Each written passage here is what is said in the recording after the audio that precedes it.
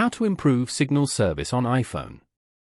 To get started, first of all go ahead and open up the Settings application on your phone. Once you're here, turn on the airplane mode as shown. After some time, turn it back off. Then, go to Cellular. Over here, turn on the cellular data switch as shown. And then, go to Cellular Data options below. Here, turn on data roaming at the top. Then, go to Voice and Data.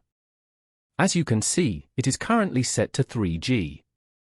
Select 5G Auto from the options.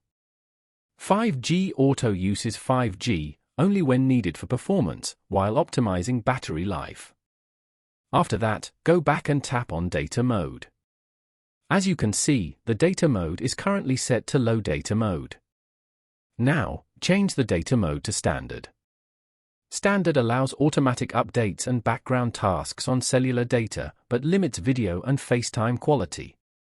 And then, go back to the Settings page and tap on General. Scroll down to the end and tap on Shut Down. After restarting, check if the issue has been solved. Following these steps, you can easily improve signal service on iPhone.